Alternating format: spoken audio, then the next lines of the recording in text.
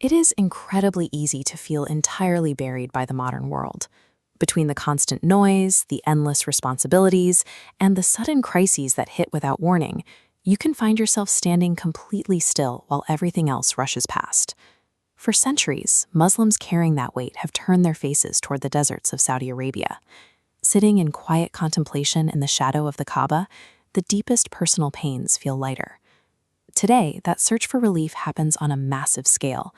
Millions of people walk these marble floors side by side, bringing a vast collection of private griefs and anxieties to one central location to find collective solace. This physical movement toward Masjid al-Haram represents a deeper necessity. When the material world offers no solutions, you have to anchor yourself to divine trust. To see how that trust functions under pressure, we have to look back to ancient Egypt, at a moment where all earthly hope had been stripped away. The suffering here is split between two locations. In a dark Egyptian prison, an innocent young man named Yusuf is trapped without recourse. Miles away, his father, Prophet Yusuf, is consumed by grief over his lost son. Both prophets survived this vacuum using a specific tool, sabr. Often translated as patience, it is actually an active state of internal fortitude, a refusal to let external circumstances break one's resolve. This leads to a central question. When a person is completely abandoned by society, how does internal sabr eventually force the external reality to align with the truth?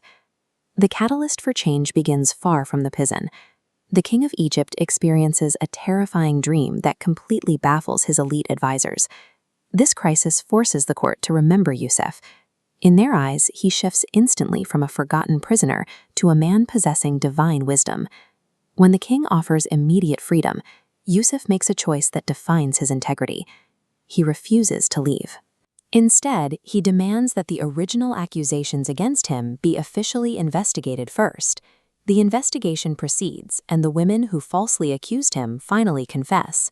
Yusuf's honor is publicly and definitively restored in the official record. By refusing to rush his freedom, Yusuf ensured he would re-enter society as an untouchable man of truth with total moral vindication. The king recognizes this character and elevates Yusuf directly from his cell to become the custodian of Egypt's entire economic storehouses. This macroeconomic strategy enforced a mandatory storage quota during 7 years of record-high surplus, stockpiling grain.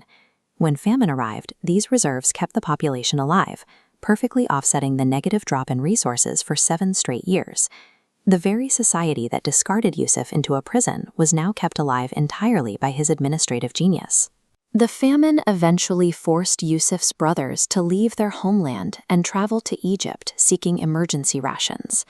They arrived at the court to beg for their survival from the most powerful administrator in the empire, but they were blind to the truth. They had no idea the man determining their survival was the younger brother they had thrown into a well decades earlier.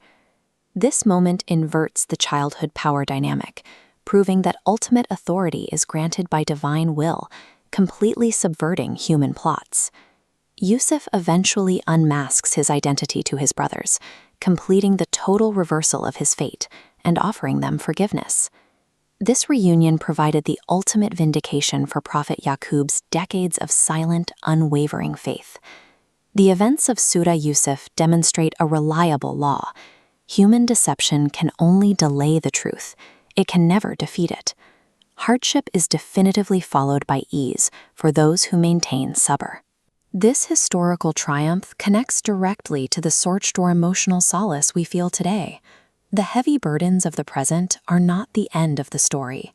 The enduring mountains surrounding the Kaaba serve as a physical reminder of the unshakable nature of divine promise. Surah Yusuf functions as a blueprint for enduring our own impossible times. Islamic history offers these profound roadmaps for modern struggles. Like, share, and subscribe for more